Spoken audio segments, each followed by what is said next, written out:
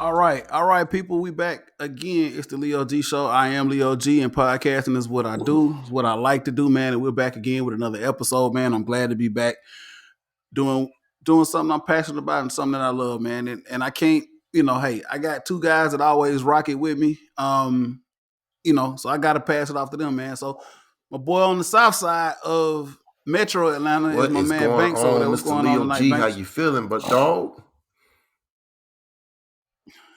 I'm feeling good, man. Notice I had to say on the south side of Metro Atlanta. You know how that go. Yeah. So we're gonna keep it. Yeah, south side of Metro Atlanta, and then my man out there on the east side of. Are you technically in Metro Atlanta? Or are you in the country? What is this? What is it considered where you It's are, Mr. Derrico? outside. This outside of the world. Outside of the world. Okay, out Yeah. there on the east side, man. None other than my man Derrico, man. What's going on with your What's brother? going on, Leo G? What's What's going going on, Man, on, Derrico? How Mr. you feeling, brother? Banks? Hey, man, it's Monday. I'm feeling all right. Had a long weekend, sports and all that good stuff, but we good. long weekend. That's an understatement, yeah. Because man, we're gonna get into it here in just a minute. But yeah, I'm feeling the effects of it, man. I'm not a young man anymore, so man, it takes me a little longer to recover. So luckily, I had the day off. Had the day off, was able to recover a little bit, man. We definitely had a hell of a time yesterday, Derrico. We really did. Yes, Banks, sir. you missed it, man. We really we really had a hell of a time. We had a hell of a time yesterday, man. It was pretty fun. We'll get into it. So before we get into the podcast tonight, we're going to talk a little bit about Atlanta United. We're going to talk a little bit of Braves baseball. Also going to talk a little bit about our Atlanta Falcons. I might drop in a little bit of Hawk stuff as well, since coming off the tail end of a game tonight, and got a lot going on with that. So we might get into that if we can. But first off, you know what I'm saying? You know how we do it. We're going to go fit check, drink check. That's how we do to start off the show. So I'm going to go over to my man Derrico first. We're going to do a double. Give me the fit check. Give me what you're drinking on. Give me what you want to showcase, brother. Hey, man, I just went and dug some out the closet and found my little 32 Jerry's Norwood. I thought I'd put that on there since it's the free agent frenzy tampering period. I thought I'd rep them dirty birds. And for the drink, I'm not gonna feature none today because I had to take it light today. So I had to go back to the old faithful and get me some Kettle One, some little blackberry lemonade from Publix. I had to put them fresh berries in there because I bought too many, so I had to get rid of them. And the cool Man. refresh, I had to go back to Old Faithful. Had to get my little Michelob Ultra. So you off the brown today, huh? You done. Yeah, I got to chill today. Oh man. That's how hard we Banks, went yesterday. I got a little. I ain't gonna go too. We ain't gonna talk too much about it, but we'll get into it in the segment. Banks, man, let everybody know what you got on, man. What you sipping on Just if you went want to ahead and tonight, brother. on a, since the Hawks are playing tonight, man, they played yesterday, got a dub. I just rocking a regular old Hawks t-shirt, Dominique Wilkins on the back. Nothing special. We don't get enough to give out enough love to the Hawks, man. Just wanted to give my support to them. Hopefully they can turn it around or turn on the switch or whatever y'all want to call it. Do something. Doing the crown peach, and that's just doing it light tonight. So cheers, brothers. Crown Peach, Mm-hmm. Crown Peach is light tonight. Okay. Cheers, man. Throw it up. That's what's up, man. Crown Peach going on over there, man. Hawks playing in the background here. I think we get an update on the final score here in just a minute. Looks like they are almost done. So yeah, man. I was out and about on yesterday. So first fit check, man. I was lazy tonight, man. I do have my footy mob hat on. Shout out footy mob. We'll talk about that in just a second, man. Another epic tailgate, man. Got my Atlanta United. You know what I'm saying? Because we coming off of something pretty special on yesterday before we get into it. Okay, 2 minutes left in the Hawks game. So we'll get an update in just a minute. We'll get an update. So, what I'm sipping on a little larceny tonight, man. Larceny barrel proof. Derrick, we talked about that earlier. I know you weren't impressed. I was trying to get into it to try to figure out what was going on with it. But like I said, I think you got the regular, I got the barrel proof. We'll have to discuss it a little later, but that's what I'm actually sipping on tonight. But I wanted to feature something that I got that I thought was pretty cool. So I got this bottle here. It's by J Manley, 1845, Bourbon Company. Actually the company is Bourbon 30 Spirits distillery in Georgetown, Kentucky. So this is a custom blended bottle of small batch light whiskey. It's not actually bourbon, it's light whiskey. It's called Sunday's Best. It comes in at 129 proof. Y'all know I like the high stuff. Um, I'm gonna have to throttle it back one of these days. But it's bottle 15 to 168. I picked this up. It's a pretty decent bottle. Like I said, it's custom, so you're not gonna probably be able to find this one specifically. But like I said, Jay Mattingly, and it's Bourbon 30 Spirits Distillery out of Georgetown, Kentucky. So that's what I wanted to shout out to my spot that I go to all the time that put me on it. And I will crack the seal here and tell y'all how it is in just a minute. Like I said, I'm on Larceny Barrel Proof tonight. What's up, Derico? I was gonna ask you. You mentioned something about you like the hot stuff. I tend to like the barrel proof stuff, the unfiltered stuff. I don't know, it's that's just what I'm into, I guess. I don't know. So I mean, and you don't need but a little bit to get to get the way you need to get to, man. So it's pretty cool. Like I said, tonight I'm on the Larceny Barrel Proof. It's pretty straight.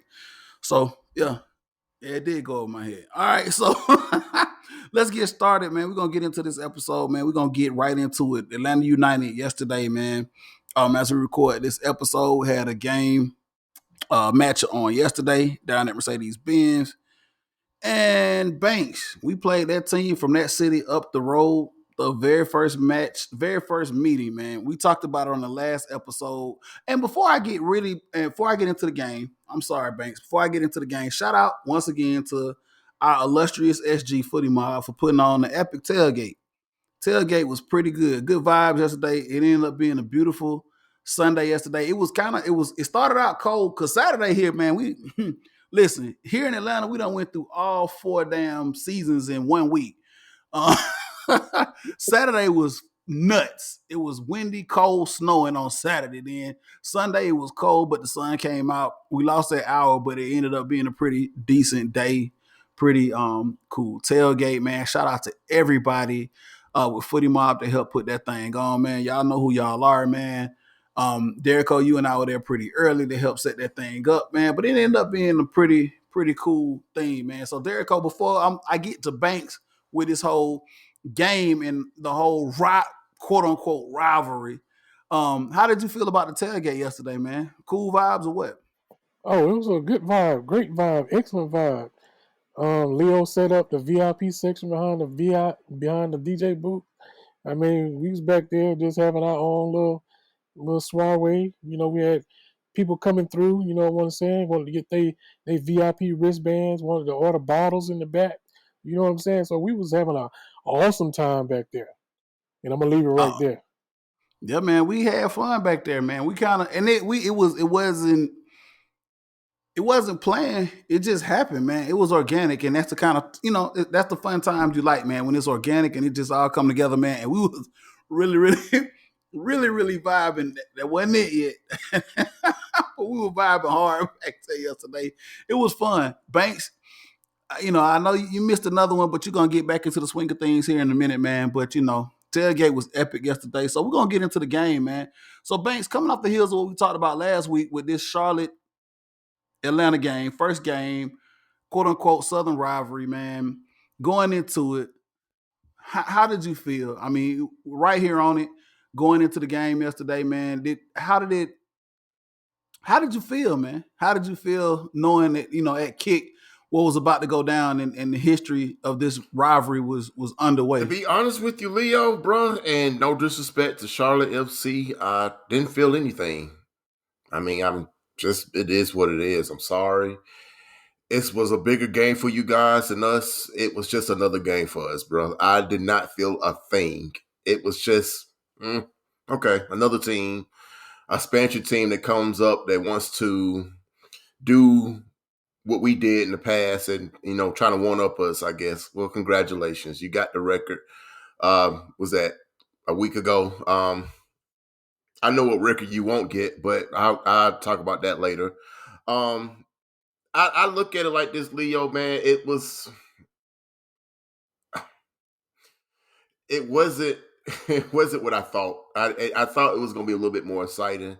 Maybe it's because the word rivalry or derby, whatever, it hasn't been official yet.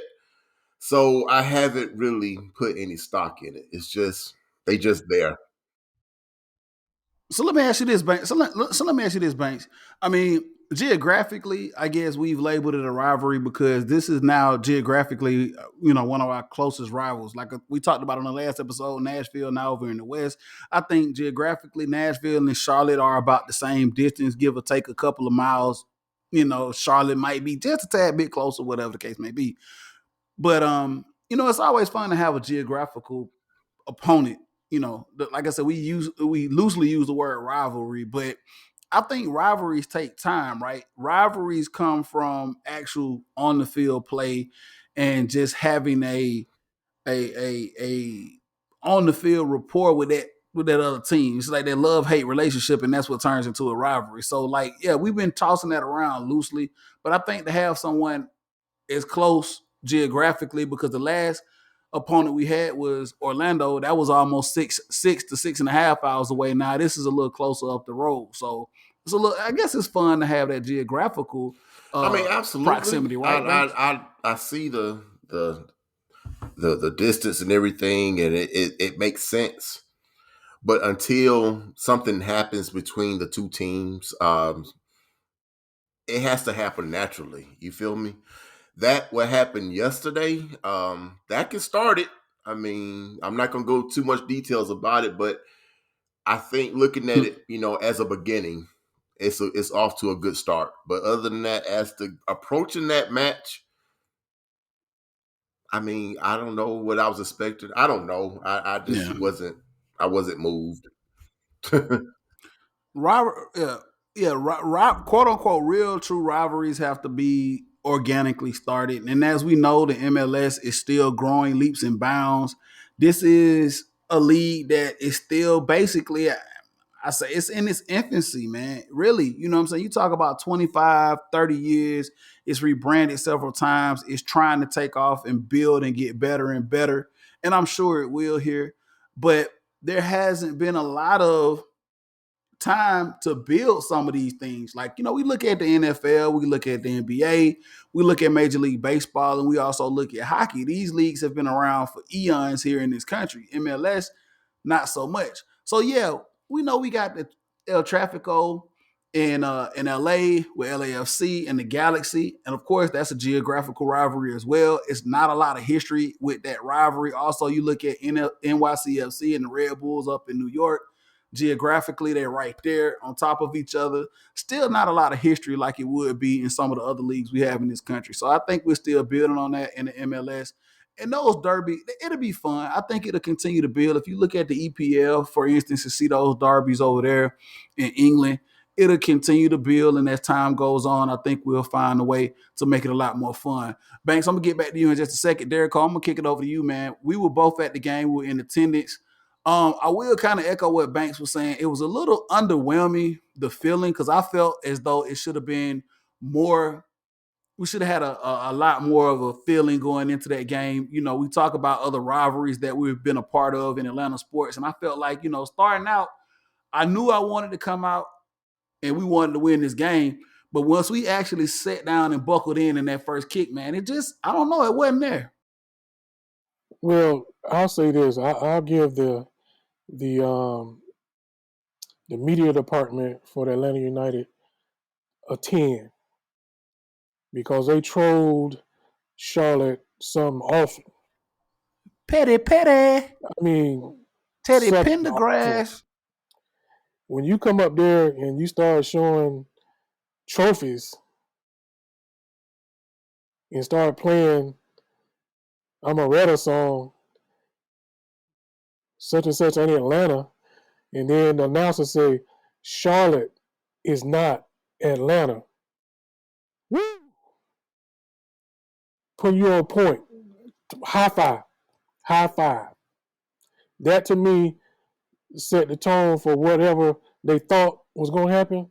Even though the mood, like you said, leading up to the game, it was. Yeah, I mean, the energy level wasn't as high if it was if the Red Bulls was here, if that team in Central Florida was here. You know what I'm saying? But I think at some point, like y'all said, it's going to organically turn into a rivalry because number one, they need it. You know what I'm saying? We don't. You know what I'm saying? We your big brothers until something happened. Y'all thought y'all was gonna get away with a result, but No, we're gonna talk about that in just a minute. We'll talk about that in just a minute. Banks I going just over had to a you, man. You question want for to both follow of up you on that? guys, man. How do you feel about that place where Mickey Mouse live? What do you feel about that particular relationship between the teams? Do you still think that's a rivalry, or you think that's kind of died out because Nashville came in and Charlotte came in? Now we're like that team in purple. Who cares? I think it's still there, man. Put like this. I think it's more so on Orlando to kind of get that monkey off their back because we've been owning them so much. So I kind of feel, you know, I feel like it's good. It's like a healthy deal because number one, we're on the top end of that situation. So it's like Orlando is chasing us. So I feel like, man, hey, if it's going to up the competitiveness, when Orlando sees us, so be it. That's how these rivalries form, Banks. I mean, you organically, sometimes that's what happens. You got to have another team that owns another team, and then all of a sudden it's like, you know what, we tired of being like Derrico said, the little brother, and we got to step up. So that kind of helps it out. So yeah, man, I feel, Orlando is still gonna be there, man. They're still gonna be that team that's gonna give us hell. Their fans want them to step up. They don't have any trophies in the case down there. So yeah, I think that's still going to be something that everybody's going to look at, and we're going to look forward to with Orlando. So it's there. I think all the teams here in the Southeast eventually, as we build on MLS and build on expanding, that eventually we'll start to have our own little brand of rivalry with each team here in the South. That's because we'll end up playing them, twice a year or three times a year, however it ends up divvying out once we get all the divisions and everything laid all out. Derrico, did you want to put something on that? yeah, I agree with that. You know, Orlando and Atlanta are always going to have that history of really not liking each other. You know what I'm saying? But at the same time, like Leo was saying, y'all still got to come to daddy house. You know what I'm saying? Y'all still going to be the stepchildren. You still going to be the outside looking in. And we still going to say F you Orlando because that's what you deserve. As long as that little sound bite is out there from our Kane, they say Orlando, we gonna own you. Absolutely, man. Shout out to the King, man. We'll get into it in just a minute. Joseph, man, embodied. Like I said, we talked about this a little bit. We've talked about this on previous episodes about players that come in here into this city and just embody this city and just take on the city. And like, Joseph is that guy. He is that dude, man, that puts the city on his back, playing for this for Atlanta United. And he get and he put like this, he backs it up.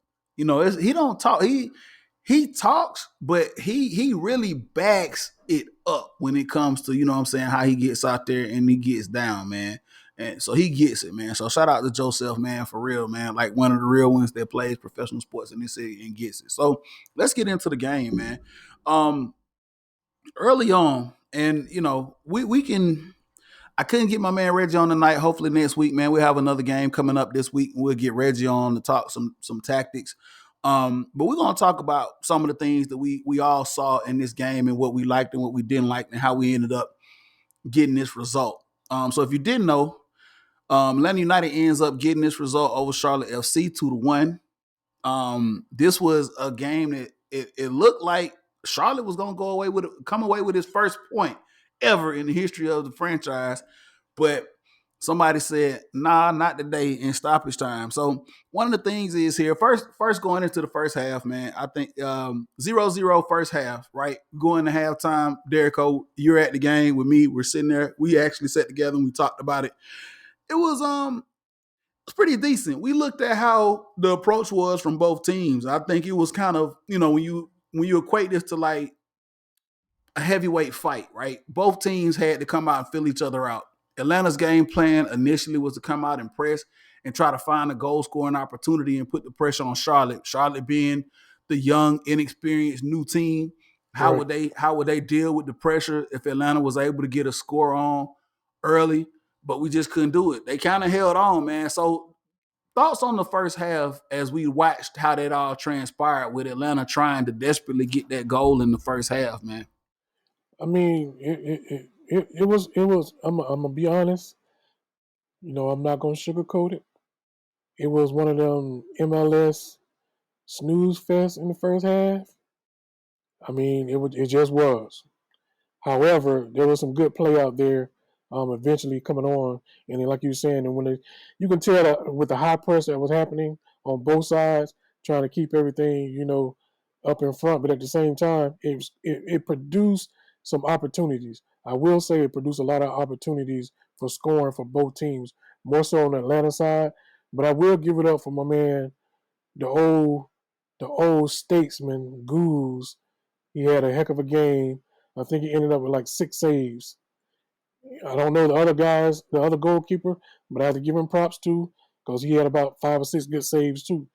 So it was a Actually, yeah, world class. good defensive game by the goaltenders, goalkeepers, and at the same time, like I said, it was just the first half was just a snooze fest to me. But at the same time, it was a defensive battle.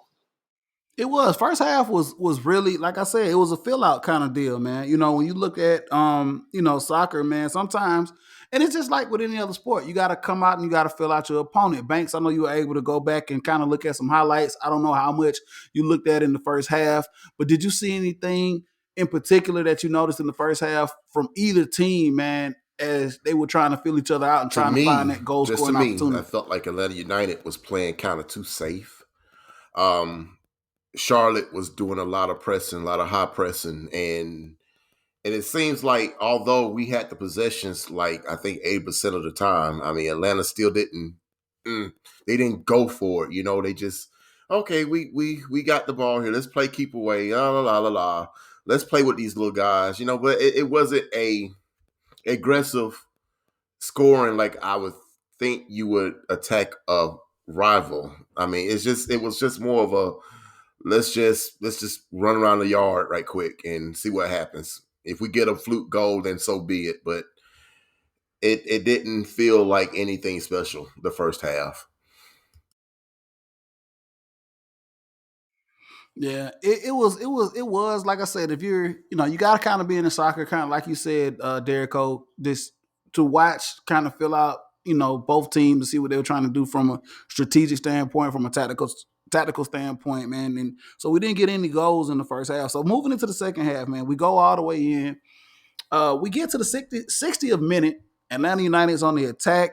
And we have a scoring opportunity that's in Penny. I think Brooks Lennon was coming down, if I'm not mistaken, on that right side, got into the box, man, and he was fouled in the box, and we got a PK. It was spot on. So Derek, man, how did you feel about the foul? Did you? Because I mean, and Banks, I'm gonna get over to you in just a minute, man, because I know we talked about this and how it was kind of received by the Charlotte fans, but Derek, I felt like it was the right call by the ref. What we saw that led up to that PK, man.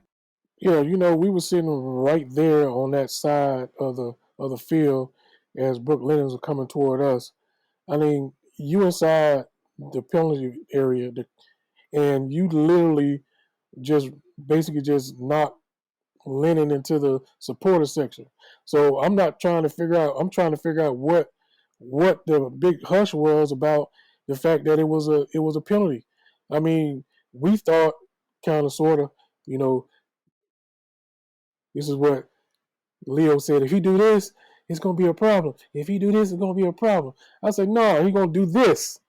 He going to listen to what the guy had to say in his earpiece, and he's going to tell him, hey, that was a clear foul, and he's going to point to the spot.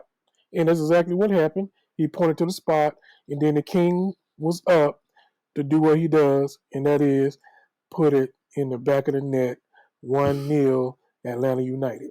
Put it in the back of the net like he always does. Yeah, McCann. I'm not for sure if I'm pronouncing his name right for Charlotte FC. McCoy, one of their defenders on the back line there. Like I said, clearly was beat off the ball.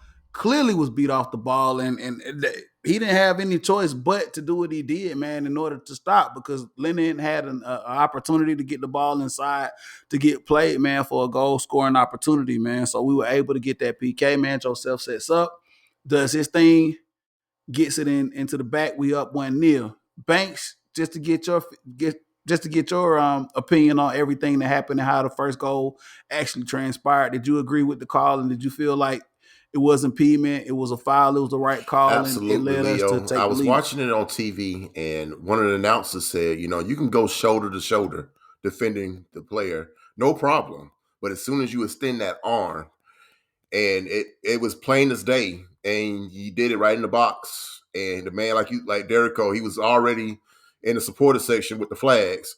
So, I mean, what's the problem? Why we got to have disagreements about that? I don't know if you were ready for me to talk about this or not, but of course, I do what I do. I do my little opposing team chat room shuffling. And they seem to disagree that it was a bogus call. And my question to them is, well, do you know the rules? Do you know the rules? Because obviously you don't. If you think that was okay, it was plain as day, and it was the right call. Absolutely. I mean, like you said, Banks, to piggyback on what you just said, man, shoulder to shoulder is always good, man, when you're trying to, go for possession or trying to defend. But like you said, once that arm went up and extended on the push off, I mean, it was there. It is what it is. It was plain today, and we end up getting that score. So we bounce back, we come back, we're up 1-0. And in true Atlanta United fashion, I don't know, Derek, we talk about this all the time, man. Sometimes we get into these situations with this team where, man, we take a nap.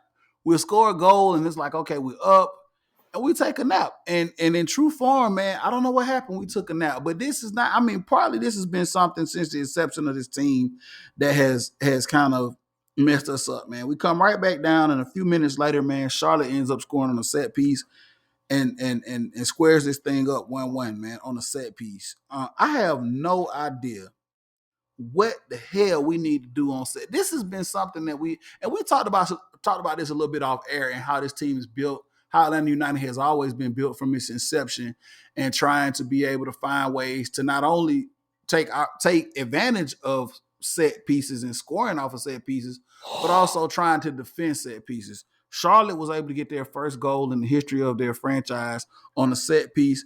I want to say it was in 6 minutes after Joseph put that one in the back of the net. Amore scores it for Charlotte on the set piece.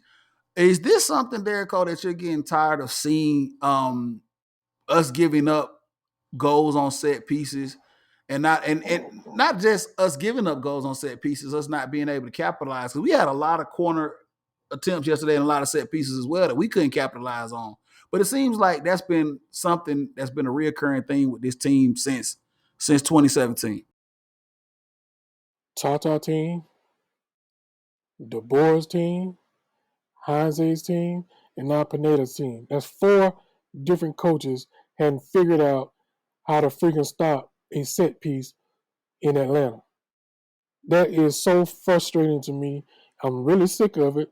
I wish they'd find some way, somehow, to cure it. I don't know if they need to get some taller guys on this field or what.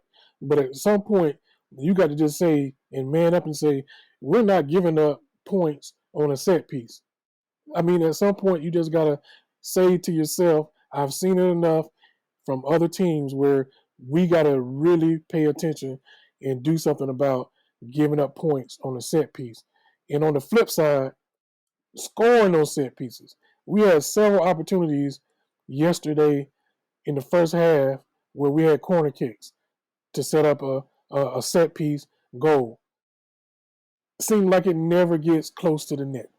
Either it's going out for a goal kick or somebody's going to punch it out and start running down and almost score a goal because we can't get back on our set piece.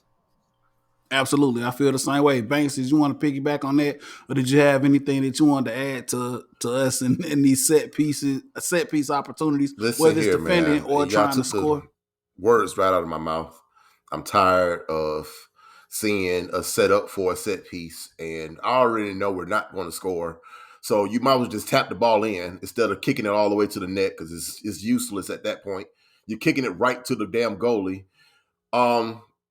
Listen, I don't know what you got to do. I don't know how much practice you got to do with it. It's almost like when they kick it out the end as for a corner kick, I just cringe because I'm like, oh God, it's either they're going to score or I don't know. It's a foul. Something's going to occur. I don't know. Something bad's always going to happen. I hate corner kicks when the opposing team is kicking. It's like we don't know what to do.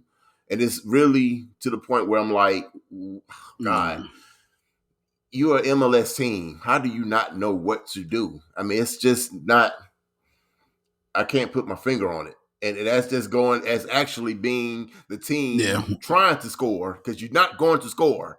So, yeah. Yeah, it's frustrating, very, very frustrating. So I understand your frustration, Banks, in trying to figure that out on set pieces. Not only corners, on drops and everything like that, man. We just got to get better at trying to do it. Now we've had a little bit of success, but it's not consistent. And I think we're all in agreement that we need some consistency from defending and trying to take advantage of those scoring opportunities when we get them, with the set pieces. So moving forward here, man. So we going toward the end of the game here, man. It looked like it was about to be a draw. It looks like Charlotte was about to get their first point in MLS history until somebody had something to say about that, man. So in the stoppage time, we go. And Jake Mulroney was a late sub that came in, I want to say, into the second half. And this guy comes in, man, in stoppage time. I mean, we're almost at the end of stoppage time. Derek, I had already gotten in position myself because I was actually going over to State Farm Arena. So I'd already went up and positioned myself to get ready to go over to State Farm. So I was standing and watching. I was still there, but I was standing and watching from the back of the section. And I'm like, okay, well, this is a draw. It is what it is. And all of a sudden, Mulroney comes down. I see this shot. I see this deflection. Bam, back of the net. I'm talking about literally, I don't even think we had a minute left in stoppage time. Maybe a minute left. I don't know. But we scored his goal in stoppage time and just yanks that point away from Charlotte. So with that being said, to start off the first game in history with Charlotte, for them to get that point, for them to say, okay, hey, we got a draw. We about to take a point. We're in stoppage time. Let's go home with this point. And then for us to just rip it from them like that, man. Oh, my God. Derek, tell me how you felt about us just ripping that. And Banks, I know you itching to talk about it, man, and itching to talk about what their fans had to say. But Derek, man, the feeling in the stadium, tell me how it felt like actually in the stadium when that actually truly did happen. I'm like you, Leo. I had reached up under my seat, grabbed my coat, put it on top of my lap because I'm trying to beat this crowd out and get to my car so I can beat some of this traffic. But the guard said, "Stay there." And lo and behold, Jake from State Farm Arena across the street came through with a clutch. Do they call that an own goal if it hit the other player like that? No, so actually he gets credit for that goal. It was a deflection, but he does get credit for that goal. So when that ball hit the back of that net, I can tell you the roof opened up. Charlotte fans probably thought, this is the loudest they've been out. Yeah, we were in the most Oh, the thing that I love the most is just watching those little players just flop on the field in disgust.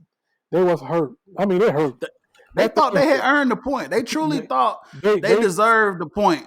Leo, they pulled a straight Atlanta. You know how sometimes Atlanta give up a point so quickly at the end of the game and we think we got it. That's exactly how I felt watching them on their hands and knees, getting on that Mercedes Benz turf in their mouth, crying to themselves internally because that thing was hurting. That's like snatching the jaws of defeat right from your soul, and you got to drive back to Charlotte with that stench, all that stench that you talked on the way up here. You had to ride up 85 thinking about, oh, we were that close. Yeah, they were that close. Banks, I'm giving over to you, man. Like I said, we snatched this one. Because Banks, let's be real, man. Let me just do like we always talk about Atlanta and our teams and never being on the end of something like that. We're always the team that this happens to, right? We're never the team that gives this to somebody. You know what I'm saying? You talk about the Braves, Hawks, Falcons. We've all had those teams and in history, we always end up being on the opposite end of this, right? But how crazy was it for us to actually do this to somebody else and just snatch snatch this I from have another so team at much this to point? say about this. Watching it from home was a little bit different than actually being there. I saw the team actually fall to their knees and or flat on their face.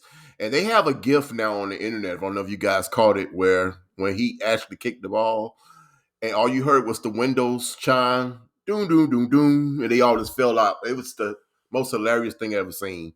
But that pain that they endured, it trickled all the way down to their fans, man. They were really sad to the point where they like, yes, we got our first score, but we got our hearts snatched out because we had the game. And I'm not going to say another thing. MLS wasn't too kind to the Atlanta United. I don't know if you guys know, but I was watching the clock and we had 7 minutes in stoppage time. It went way past 7 minutes, brothers. It went almost to 9 minutes. And I'm like, blow the whistle. What are you doing? Blow the whistle. They kept giving Charlotte the chance to try to tie the game. Like, blow the whistle. It has no, listen, when the moment that ball went back to Gusan, that's it. That's it. No, they want to keep playing. So, yeah, I felt kind of shaky about it, but I'm like, you know what? They wanted to have this match to kind of start the rivalry, if you will. The fans really took it really personal. They were hurt. They felt like they were robbed. They felt like the referees didn't do their job. I'm not understanding what they were expecting, but I mean, that's what happens when you play a team that won a championship. It's like you got to get on our level. But I'm not. I'm not here. I'm not here to do that. I'm not here to do that. I'm not here to Yeah. do that.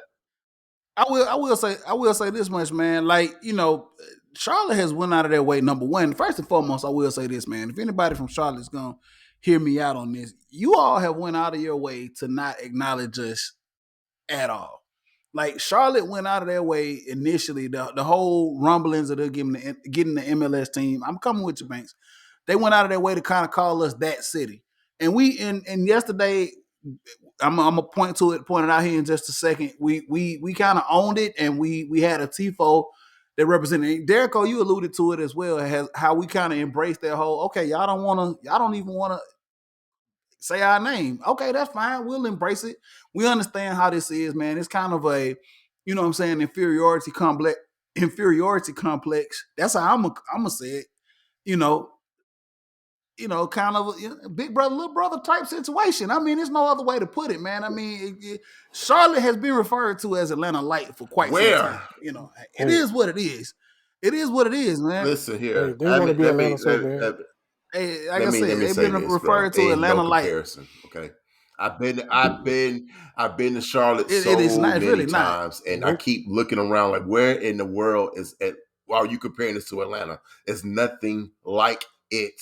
Nothing that resembles anything like the A. Nothing. So I don't understand why they always come. And let me say this right quick before we go on. This whole notion of calling this the dirty, no, I ain't got to that part city? yet. The dirty South rivalry. Let me get something straight to you guys in Charlotte. Let me get something I want you to really hear me out. Read my lips. There's only one city. That city is the dirty South. Not y'all. You never was the dirty. When have you ever been the dirty South? When?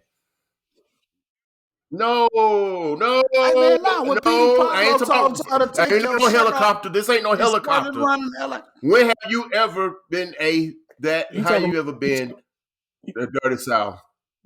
You talking about when they I don't know what race you're cars talking on dirt about, but tracks or then you something? ain't no dirty South. This is Let me NASCAR. tell you That's what I'm saying, something. man. I mean, They cancel that name. That name does not fit you guys. So next. Now, hold on, Leo. Hey man, I'm listen, not man. done. Hey, When you say I know. refer to us as that city, let me tell that, you something.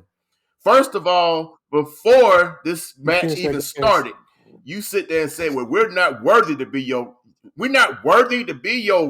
rivals." How dare you? Are you as okay? All right, I'm done. Y'all move on. Move on. I'm not gonna. No, Hey man, nah, nah, brother, get it bro. off your chest, Nah, man. Get it off your chest. I feel you, dog. nah, We bro. were kind of going lightweight, man. Leo, what did We the were going. Tifo say? What did the Tifo Arthur say? Blank. Who was on the Tifo?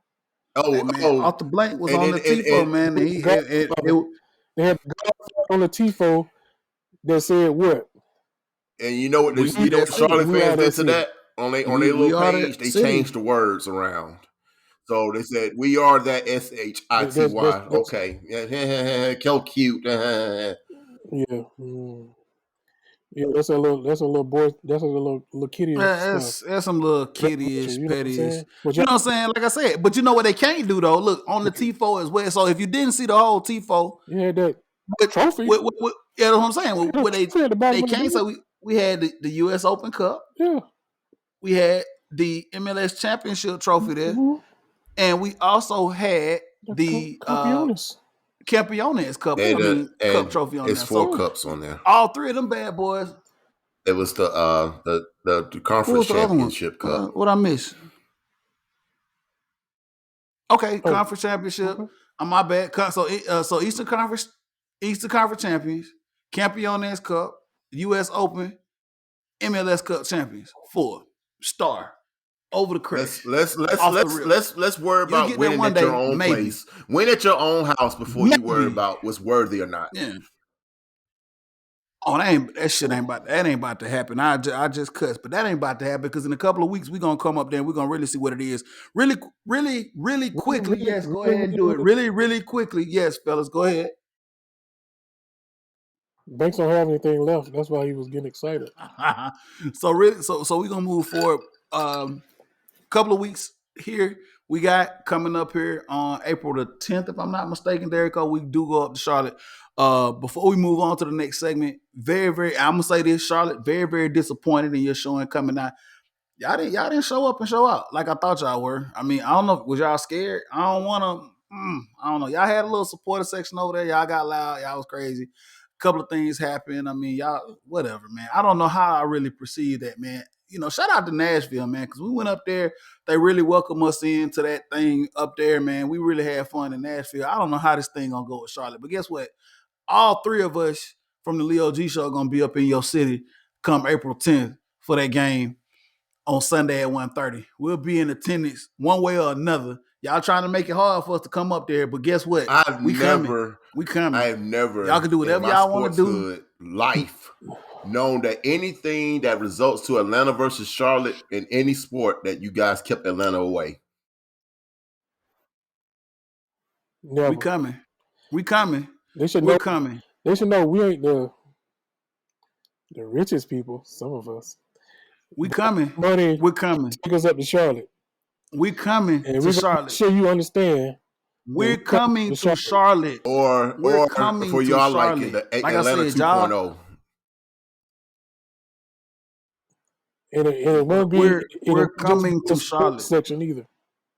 We're coming to Charlotte. I keep saying that because, that's 76, 78,000 y'all had. But guess what? We're coming to Hey, Charlotte. That's let all I me got to get say back to about that that. We're record, going to this y'all. next Listen, segment. I commend y'all. Congratulations. Records are meant to be broken.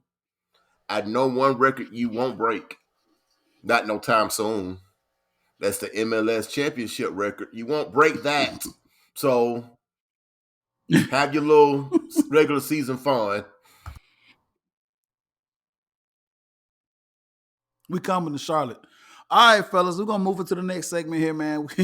We've given enough time to them clowns up there in North Carolina. Yeah, I said it. Yeah, because it's coming, and I can't wait till we get up there and we're able to talk about that, man. So we'll move into the next part of this, man. Fellas, so baseball, right? We didn't talk a lot about it here in the last couple of episodes, man, but we're in a lockout, man. Baseball finally back. Owners and players finally came to some type of agreement that they said we can have some baseball, not going to really miss too much of the regular season. I guess we'll kind of make some of those games up. Everybody's in spring training now. So we're going to have baseball. Shout out to our defending World Series champs, Atlanta Braves, as we head into spring training and get ready for the regular season here coming up. A lot of activity going on as we record this episode tonight. A lot of I'm gonna say it's a little bit of emotions involved in the city right now, man, because it's something that's going on, man. That's got everybody kind of up in their feelings. We'll talk about it for just a minute. So we knew after the lockout was over, the free agents and all of the transactions as far as trades and everything were going to start to go and start to fly. One of the things here in this city that we have been waiting on the answer uh, for almost a year now, because we were trying to see if we were gonna get this done last season, was with our first baseman, Freddie Freeman. Freddie Freeman, we were trying to get, Freddie Freeman obviously is face of the franchise here with the Braves. I mean, obviously the longest 10-year Brave we've had, and we want to continue to see him here. But obviously it was a lot trying to get that deal done, trying to figure out if Freddie was going to be here. So we got a tidbit of information today that pretty much put it, we knew the writing was on the wall, but this pretty much put it to bed. The Braves traded for another first baseman, guy by the name of Matt Olson, if I'm not mistaken, from the Oakland A's. He's an Atlanta native, to come here. And I don't think, as of right now, I don't think Freddie has signed with another team, but I think that's it. That is the end of the road for our man, Freddie Freeman, here as an Atlanta Brave. Banks, I'm going to take it over to you here, man, first. And Derek, I know you want to chime in on this as well, man. The Freddie Freeman era is officially, I think we can say it's officially over, Banks. It's now over. We can kind of move on, man. But it's kind of bittersweet, Yeah, man. it's It really bittersweet, is. man. I got the word today, and a lot of folks was kind of in their feelings, man. Thinking what Braves, didn't try hard enough to get, Freddie Freeman back. The face of the franchise. I'm not going to go into the debate about what's a face of the franchise and what's not. All I know is we have other good players on the team. Okay, it's not just one player. It wasn't like, and I'm not trying to step on no toes or anything. Freddie Freeman didn't carry this team to the World Series. Okay, that was a team effort. Okay, a team did that, not just one player. Yes, it would have been cool to keep him around because he's a Brave. It's hard to see him in another jersey. I get it. But you brought in another first baseman who, by the way, is another all-star. And if you really want to compare, stats side by side, they're pretty much the same player. Matt might be a little better. He's younger. I look at it like this. It's a lateral move to me. I hate to say it, I'm looking at stats. I'm not looking at legacy and all that stuff because, legacies are, he's going to still be a Brave. When he goes into the Hall of Fame, he's going to be a Brave. Don't even worry yourself about that. But when you want to talk about a face of the franchise, like you have other good players on this team. You got Ronald Acuna back, you guys. Ronald Acuna, he's probably the face the biggest faces you could probably ever get. When he went down, everyone counted us for dead. So he said like he was the face. So he's here. He's ready. He's ready to go. I'm not. I'm not going to lose sleep over the fact that Freddie is gone. I just felt like it's trying to move on. Good for him. He's got a ring. He can go and do what he wants to do now. I mean, he has nothing else to prove to us. Let's move on. Let's move on. Let's move on. Man. Fan favorite though, man. I mean, we're moving on. But like I said, the sentiment in the city is, you know how it is, man. People have favorite players, and how that all works. Like I said, he was a fan favorite, obviously, man. He did a lot for this organization. He was very instrumental in getting us this championship that we have now. I mean, he was the person that hit the home run to take us into the NLDS, right, against the Brewers when we went, So, like I said, it is bittersweet, man. We recognize that, man. So wherever Freddie goes, man, I'm very, very happy. And like you said, Banks, we're turning the page. Eventually, you have to move on. I think, today we had a press conference with Alex Anthopoulos, man. He was very emotional because the decision that had to be made was a very, very hard decision. A lot of times we joke and we laugh about some of these players and these clowns that come to the city and don't want to be here, man. Or, it's hard to try to figure out where they fall in the scheme of things. I think Freddie was a likable guy amongst the fan base, and a lot of people wanted to see him here. So that's why I think it was very emotional for Alex Anthopoulos, man, to make that decision to move on, like you said, Banks, man, because a lot of people wanted to see him here. But, and like you said, at the end of the day, it's a business decision. We have to do the best for the franchise. Obviously, Liberty Media does not have the money some of these other franchises have to just throw money and do what they need to do. But we had to make a business decision at the end of the day. And unfortunately, man, I don't want to say unfortunately, but I don't think I want to say unfortunately. It's just this was a decision that had to be made, right? I mean, it is what it is. Like you said, another all-star comes in here at first base. I mean, kind of like a lateral situation. But like I said, Freddie was that fan favorite. A lot of people wanted to see him here. Because, we were used to having Chipper here. Chipper was a franchise guy. We saw him for, damn near 2 decades as a Brave, man. People love Chipper. And I think people want to see Freddie be that next, Chipper face for the next 6, 7, 8 years here with this franchise. But Derek O, I know was. Go ahead, man. You know how my mind think when you be saying stuff like that. Go ahead. Go. Well, giving it to you, man. Your whole thoughts on now looking past Freddie Freeman into the future now with the Braves here as we look, but with him no longer being a Brave. It's like this, and you and I talked about this. It's like when they didn't sign him last year, it was already in my mind that he was gone because they really wanted him here. They'd have took care of business last year, early on in the year before the season even started. So at that point, I knew it was a done deal. So my mind had already gotten to the point of saying, this is Freddie's farewell tour. He don't know it, but he kind of knows it. Some of the fans, like you're saying, kind of latched on to it, and it was kind of naive, if you ask me. Like, they was really still holding on hope. Like, every day posting something before the lockout. Hey, Braves, is a good day to re-sign Freddie Freeman. If they wanted to sign Freddie Freeman, they would have been signed Freddie Freeman. So I understand the sentiment. It's a business decision. You got a 27-year-old as opposed to a 30-something, mid 30-something year old that's still, if you're going to give that type of money to a guy, you want to give it to the younger guy that's still producing at the same level. So, hey, you just got to move on.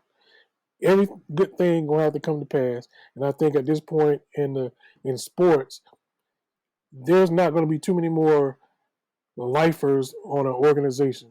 So, ooh, boy, you just playing this segue, didn't you? It's just you just not. playing this So segue, didn't we you? just need to get out that mindset that someone's going to be in a franchise forever.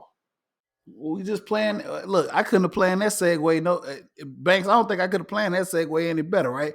Derrico just hit us with the whole segue. So that, yeah, like I said, man, just wanted to talk a little bit about Freddie and talk about, but moving right along here to the next segment, which brings me to Atlanta Falcons. Talk a little bit about them, man, and talk about what's going on over on that side of the fence. So, man,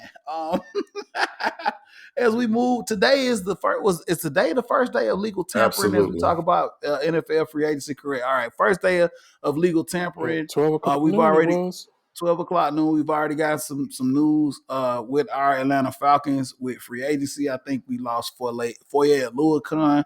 He's now going to the Jacksonville Jaguars. Got his money. Got his money, guys. I can't be mad at Foyer. He got his money down there with Jacksonville. Of course, hell, Jacksonville got all the money to pay everybody. Shit, they ain't paid nobody in a long time. So shout out to Jacksonville, man. Maybe they're gonna try to build a monster down there in Jayville.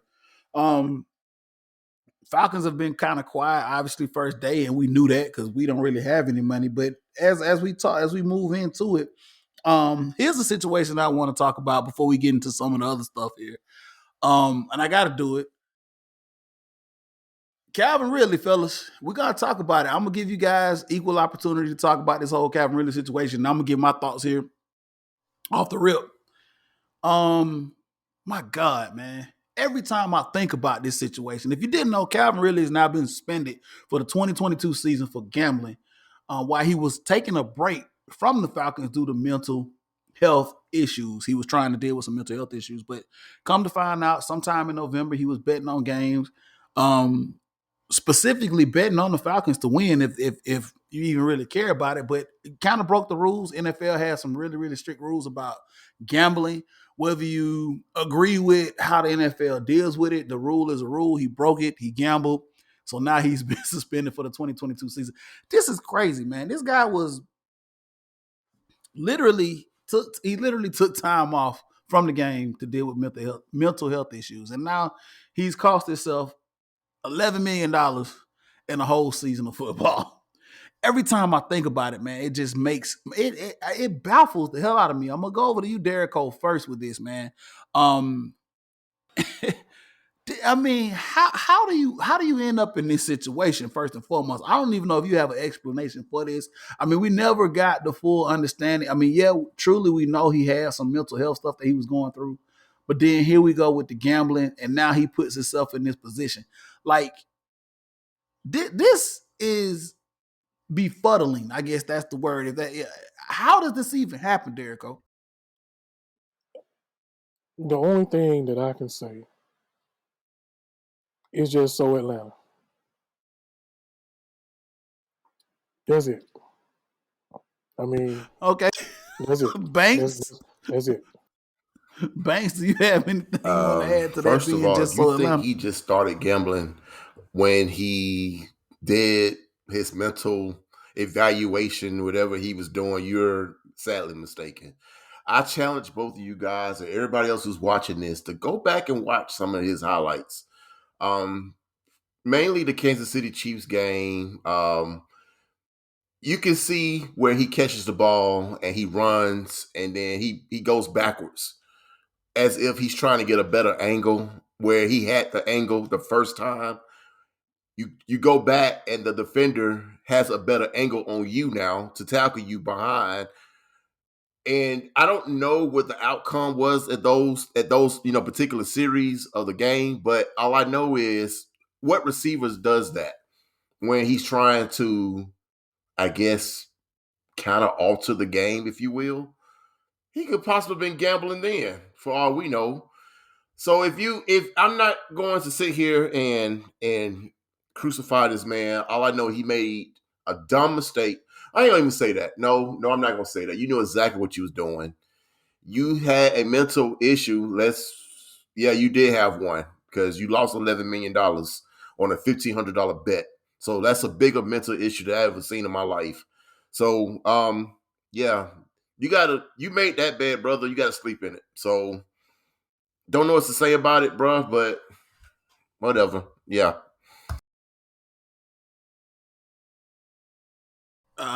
Wow, yeah, like I said, that I just don't know. I just don't know. Yeah, I've done some crazy things in my day, but my God, man, I don't know what he wasn't thinking. As my dad used to say, what was he thinking about? Well, he wasn't thinking. He wasn't thinking to actually how this. I don't want to go into too many details, but if you Google look at the story, man, all of it just doesn't make any sense, man. You use your phone, your name, yeah. I am Calvin Ridley at gmail.com to sign up for this account and start betting on games. It's just weird. Weird. And before I move on and talk about something else, I want to say this much. And I don't want to get, I know how we all get when it comes to talking about Atlanta sports and some of these fans. But there is a conspiracy theory out there that there was one fan that had the gall to call in on sports talk radio and put it out there. I'm gonna go to you, Banks, because I know Derek O doesn't like to entertain this stuff. So I'm gonna go to Banks with you on this. Banks, do you recall there was a fan that had the audacity to say that he did this on purpose? Oh, wait. No, I'm sorry. My apologies. This was this all had to do, this was Matt Ryan's fault. And the reason he did this is because he didn't actually want to play with Matt Ryan. This was a part of the Calvin Ridley plan, was to not have to play with Matt Ryan. And I know this is crazy. This is asinine, but Banks, do you want to say anything about that? I am so tired of putting my energy into this kind of subject anymore. I'm at this point, man, it is what it is. I'm so mentally exhausted with it. I'm whatever. You don't like the man, whatever. Do what you got to do. Say what you got to say. At the end of the day, he's been extended. He's still here. What you gonna do? I mean, you gonna stop being a fan? I mean, at this point, the whole he didn't want to play for Matt no more. Okay, yeah, right. Oh, fine. I mean, it's I had to put it out there, man, because like just when you thought, I mean, somebody did call in the sports talk radio and give that conspiracy theory, but I had to put it out there anyway. So just a little bit of Atlanta Falcons news before we talk about one more thing here before we wrap this whole show up. Jake Matthews, left tackle, he gets a 3-year extension right after coming off the heels of Matt Ryan actually doing a contract extension that we'll talk about here in just a second. And I also want to get you guys' thoughts about the draft and toward the end of free agency here in just a moment. So Jake Matthews is here for another 3 years at left tackle. He's been a serviceable guy over there, not the best or greatest left tackle, right? But we end up locking him up and bringing him back. Now, so let's talk a little bit about Matt Ryan, since we wanted to talk about franchise players and people that have been here for a while and needing to move on before we end this podcast here. Matt Ryan restructured his contract, obviously, to help us have a little more money in free agency to sign some more players. We're coming up on the farewell tour of Matt. Obviously, now with the restructure, so just to bring you guys into, I mean, you all know, but I'm gonna just set up the situation for everybody that's listening and watching the podcast, man. There were a lot of speculation going around early on. We saw some movement going on with some teams making some trades, some teams doing some things.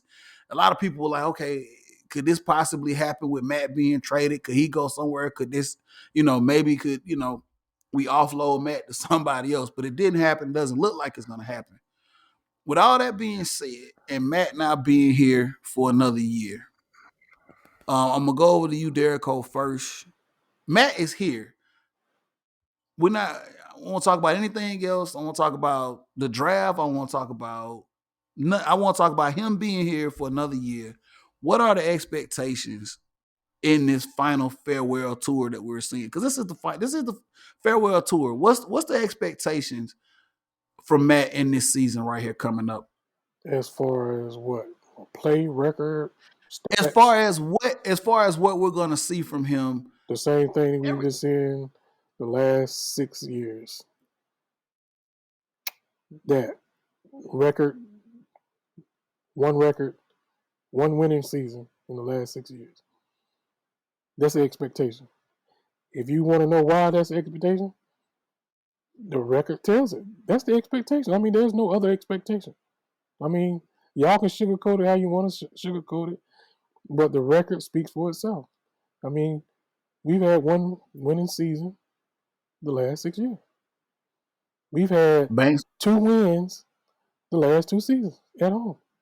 Banks, I'm gonna kick it over to you, man. Expectations, Matt Ryan on the farewell tour, man. On his, if not his final year, one of his final years, brother. He's here. He's only. I mean, if he's going to decline and go down with the ship, then go down with the ship. Um, I'm not going to sit there and point out all the negatives from him. If we're talking about winning seasons, I can go back as far as 1980 if you want to go back and you want to talk about some losing seasons. So it's not like we was bringing him in to wins before he got here. So hey, if we're gonna do that, then let's talk about the whole thing as a whole organization, not just a few years. But he's here. I think the Falcons organization's made it clear that he's going to retire here. And like it or not, he's going to go down as a Falcon. And if you ride with him, ride with him. If you don't, don't. I mean, at this point, what can you do? So, end the story. And my thing is, I mean, the last 6 years have not been good. But I mean, hey, man, you got a chance to, the Falcons are giving him a chance to go out on his shield. So however you want to take that, he gonna trot out on the field for the 2022 season, and we're gonna see how this ends up. I mean, my thing is, I mean, it is what it is at this point.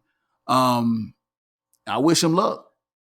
I truly do wish him luck going into this thing, man, and on his final hurrah as he goes out of here. Like you said, Banks, man, this just didn't start with him. I mean, there has been a lot of disappointing seasons, with this organization. But like I said, this is his farewell tour. I wish him well. We'll see what happens, man. I wish him well. I'm not wishing any ill will toward the man. I'm wishing the man well as he wraps up his career here in Atlanta. Last thing here as we close out the show, free agency draft is upon us. I want the short answer, fellas. I don't need the long, drawn out answers tonight.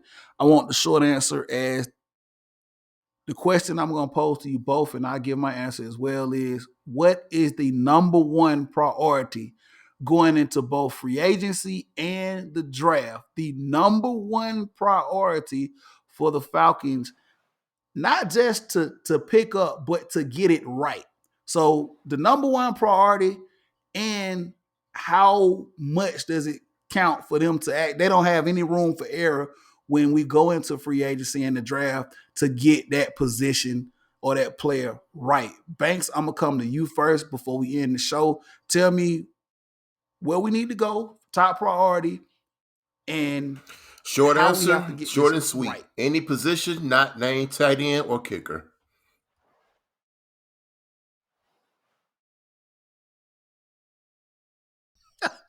Okay. All right. That's like, it's gonna leave it out there like that. Derek Cole, I'm gonna go to you, man. Defensive playmaker. Why? We need a defensive playmaker. Several of them, You actually. need all 11. You need 10 I'm not defensive disputing that. playmakers on that side. Okay. You got one already. You need 10. You need 10 more. Absolutely. Okay, we need 10 more. We need some guys that's gonna come up and step up. I agree with you guys, man.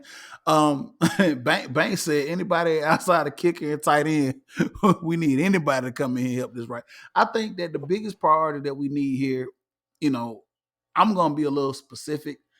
Yes, defensive playmaker, A, and B, the defensive playmaker I feel like we need is somebody that's going to get after the passer, somebody that's going to be dynamic, and somebody that's going to be able to get after the passer.